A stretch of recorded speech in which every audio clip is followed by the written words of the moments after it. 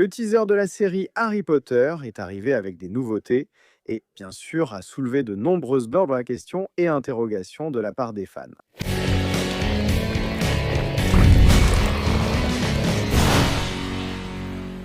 Salut les sorciers, ça va? Vous venez d'arriver ici au Chaudron Fendu. Vous êtes venus à cause du teaser, vous êtes venus à cause de la série. Harry Potter, soyez les bienvenus. J'espère que vous apprécierez le contenu, ici, tout ce que nous abordons sur cet univers si fantastique de Harry Potter. Et ça va être un vrai plaisir de vivre cette nouvelle phase avec vous, ici, d'accord? Laissez un like si vous aimez, commentez, partagez la vidéo si vous voulez, partagez, hein, mon pote. Et si tu veux soutenir la chaîne, tu peux devenir membre. Il y aura un petit chaudron à côté de ton nom et tu auras des emojis sympas à utiliser. Merci mec. Je suis impressionné de voir comment un teaser de 2 minutes peut nous rendre fous et nous donner envie de tout voir, de chercher chaque détail et de vouloir des réponses à tout. Et si tu as bien fait attention au teaser de la série, on a vu 3 types différents d'uniformes de Poudlard.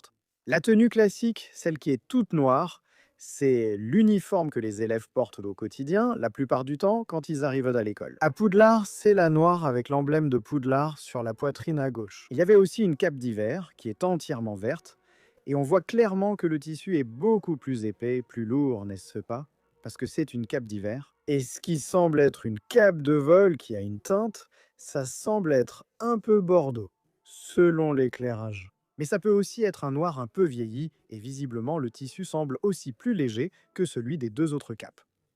La cape classique apparaît à plusieurs moments dans le teaser. C'est l'uniforme que les élèves, comme Harry, Ron et Hermione, portent à leur arrivée à Poudlard et dans le teaser. La cape que Malfoy, Crabbe, Goyle, Pence et Parkinson portent aussi à ce moment-là, quand ils sortent leur baguette, dans la scène où il y a plusieurs élèves qui marchent, où il y a les escaliers et la passerelle. Dans la scène où Harry et Ron ouvrent la Nimbus 2000.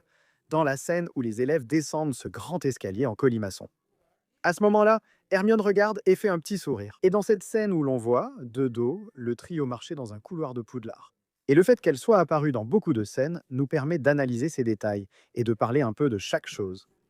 En regardant chacune de ces scènes, on peut bien analyser les détails de cette cape. Comme je l'ai dit plus tôt, elle est entièrement noire. Les seules couleurs différentes qu'elle possède viennent de l'emblème sur le bras gauche et d'une fine bordure au bout de la cape. Cette fine ligne est de couleur bordeaux. Le bouclier de l'emblème est aussi de cette couleur, et la lettre H semble être dorée. Et peut-être que tu te demandes, ah, cette ligne bordeaux. On parle bien de la cape de Gryffondor? En réalité, toutes les capes des maisons suivent ce modèle. Par exemple, dans la scène où Drago et ses amis sortent de leur baguette, là, on peut voir cette ligne bordeaux, juste là. Sur la cape de Goyle, on la voit très clairement au niveau de la poitrine. Et l'emblème aussi est bien visible sur la poitrine de Malfoy. Quand Harry et Ron ouvrent le Nimbus 2000, on peut voir cette ligne beaucoup plus clairement. Là, dans la scène qui était montrée en dessous, l'image est un peu plus claire, on peut voir très clairement. Et un autre détail sympa sur cette cape, c'est que ses manches, elles molly, sont ouvertes. On peut le voir quand Drago fait le mouvement de sortir sa baguette.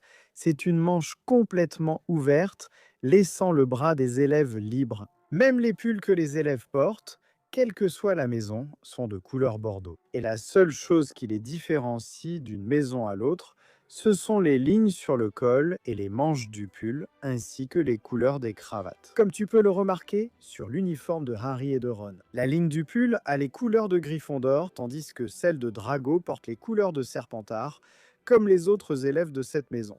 Pour les autres maisons, c'est pareil. Celle de Poufsouffle a les couleurs de Poufsouffle, Serdaigle les couleurs de Serdaigle, Poufsouffle noir et jaune, Serdaigle bleu et bronze. Et leurs cravates portent aussi les couleurs des maisons, mais remarque un détail très intéressant.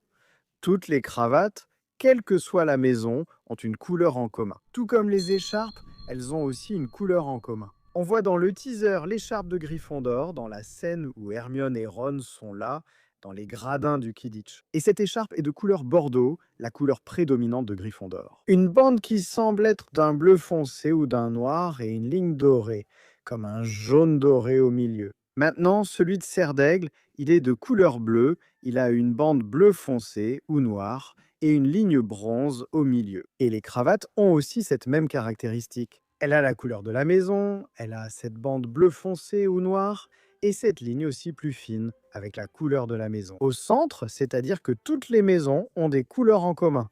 Il y a une même couleur sur l'uniforme, peu importe la maison. C'est vraiment sympa. Pourquoi? Ce que la costumière Holly Weddington a voulu transmettre, c'est que même si les maisons sont différentes, tout le monde est dans la même école, tout le monde fait partie de la même école. Poudlard n'est qu'une seule école, elle est née ainsi, avec un but, même si les maisons y sont divisées, avec leur personnalité, toutes les maisons forment Poudlard. C'est vraiment génial, mec. Et un autre détail sympa, c'est que pour les filles, il y a des accessoires supplémentaires avec les couleurs des maisons. Par exemple, Hermione porte ce bandeau, ce diadème dans les cheveux. Je ne sais pas si c'est de la maison, mais je crois que oui. C'est la composition de l'uniforme. Et elle porte un ruban, une sorte de ceinture là, nouée à la taille, par-dessus les robes, et c'est aussi un détail sympa à mentionner à propos des uniformes. Les filles portent une robe de style salopette, et cette robe a un motif connu sous le nom de tartan. Le tartan est un motif de lignes qui se croisent, formant une sorte de carreau. Ali, tu as sûrement déjà vu ce motif sur un vêtement. Et regarde comme c'est intéressant, le tartan vient des Highlands d'Écosse, là où se trouve Poudlard. Et au début, le tartan est apparu pour identifier les groupes familiaux, pour identifier les clans. Selon le motif de ses rayures, il permettait d'identifier un clan. C'est pour ça que tu vois sur le kilt cette jupe écossaise très classique que les hommes portent, etc. Qu'elles ont ce motif tartan, ces motifs à rayures. Et la robe des élèves de Poudlard en porte aussi.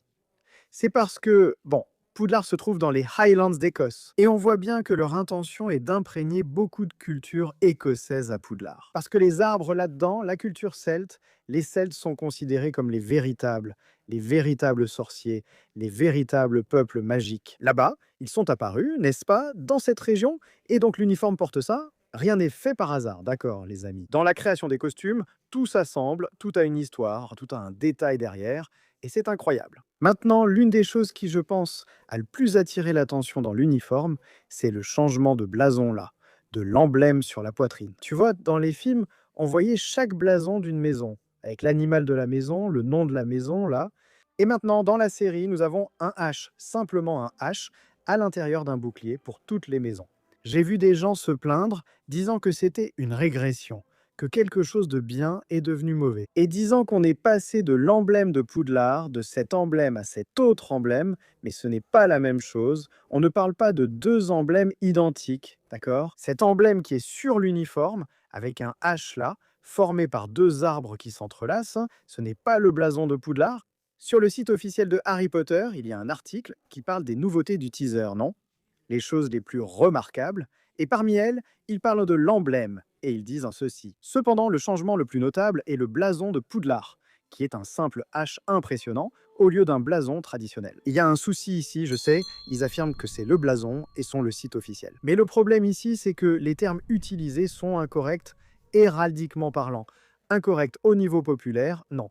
Ils ne sont pas incorrects au niveau populaire. C'est normal d'utiliser le mot crest, comme ils ont appelé l'emblème là sur l'uniforme. Il est courant d'utiliser crest pour désigner un blason, mais en réalité, le crest n'est qu'une partie du blason. Dans la traduction littérale, crest signifie crête, mais le blason finit aussi par entrer dans cette traduction, parce que, populairement, on a commencé à appeler le blason crest. Et en effet, quand tu recherches blason de Poudlard ou blason de Gryffondor, tu vas voir apparaître le blason de Poudlard, le blason de Gryffondor, mais dans ce cas, il y a une grande différence. Ce blason auquel nous sommes habitués dans les films, dans les livres, c'est en réalité le blason d'armes de Poudlard, qui en anglais est appelé Coat of Arms. La différence entre les deux, en pratique, c'est que le blason d'armes est l'ensemble héraldique complet. Il est composé d'un bouclier, d'un heaume, de supports, d'une devise et du crest lui-même. Que, dans notre langue, en utilisant le terme héraldique correct, ce n'est pas crête, c'est timbre. Quand on traduit crest littéralement, n'est-ce pas, ça devient crête, mais en héraldique, qui est le système des armoiries, n'est-ce pas, qui compose, qui crée, qui étudie les armoiries. Le terme correct en portugais est timbre, c'est-à-dire c'est le timbre du blason. Le blason de Poudlard dans les films et les livres n'a pas de timbre, il n'a pas de crête. Juste pour que tu comprennes mieux, le crest est ce qui se trouve en haut, n'est-ce pas? Le timbre est ce qui se trouve au sommet, comme le lion qui est au sommet du blason du Royaume-Uni. Là, tu sais ce blason du Royaume-Uni qui a d'un côté un lion, de l'autre côté une licorne? Et tout en haut, il y a aussi un petit lion. Ce petit lion en haut, c'est le crest, c'est le timbre. Mais alors, pour revenir, même si je me répète un peu, c'est devenu normal d'utiliser le mot crest pour parler de blason. Tu vois, si tu regardes l'article en anglais, il dit que c'est un crest au lieu d'un coat of arms. Et puis, quand on traduit, ça donne l'impression que ce n'est pas un blason, alors que c'est bien un blason. Et le fait est que même leur utilisation est différente. En pratique, le blason est utilisé dans des documents officiels, comme la lettre de Poudlard, par exemple, des sceaux gouvernementaux ou académiques. Poudlard utilise ce sceau. Les façades de bâtiments historiques, c'est-à-dire Poudlard, qui est une construction historique, un château, ont le blason là, sculpté, à certains endroits. Quant au crest, le timbre, que dans ce cas, ici en traduisant, je vais appeler emblème pour ne pas confondre avec le blason. En dehors de l'héraldique, il peut simplement correspondre au blason, comme le site le dit. Et ce type est utilisé sur les uniformes, comme sur l'uniforme de Poudlard, des logos simplifiés, des broderies de vêtements, des produits et du merchandising.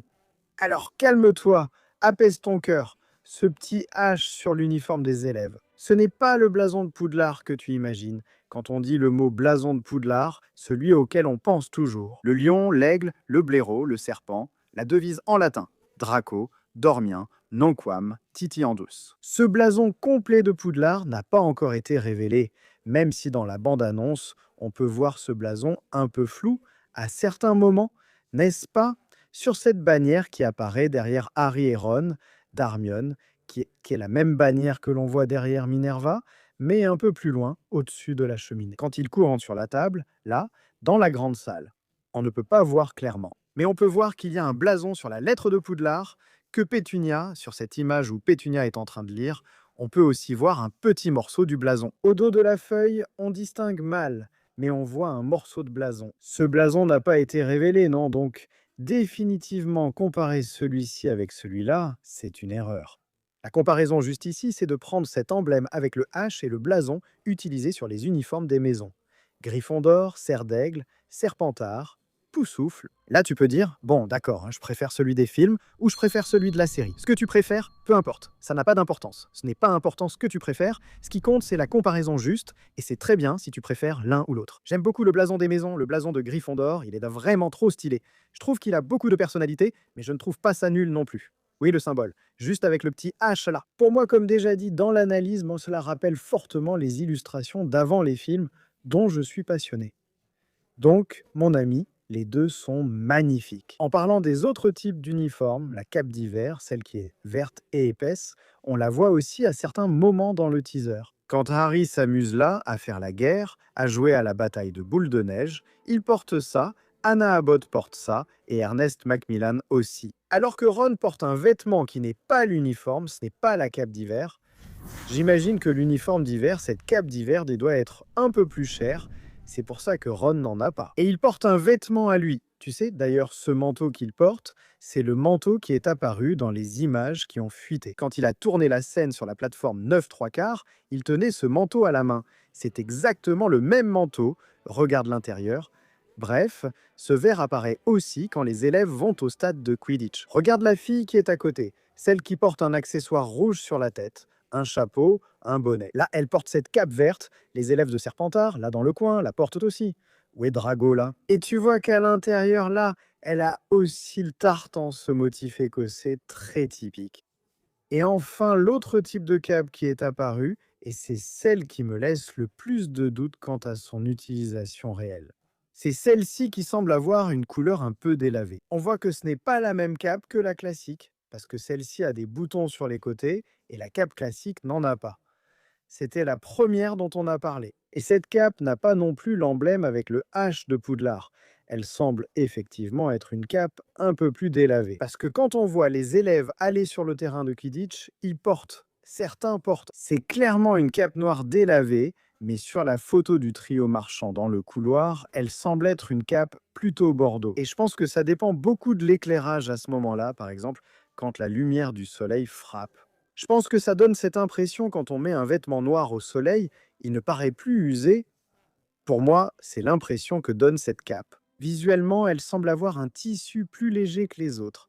Et je crois qu'elle est utilisée pour des activités plus légères et extérieures à l'école. Comme ça, tu sais, genre, je sais pas, cours de créature, cours de vol, c'est cours plus extérieurs. D'ailleurs, quand cette image de Harry en cours de vol a fuité, il portait un cap là. Tous, sauf Drago, si je ne me trompe pas, Drago avait la cape classique. Enfin, cette cape, tu vois qu'à l'intérieur, elle a aussi l'imprimé tartan. On le voit bien sur l'image où le trio est dans le couloir. La cape d'Hermione est un peu retournée, non?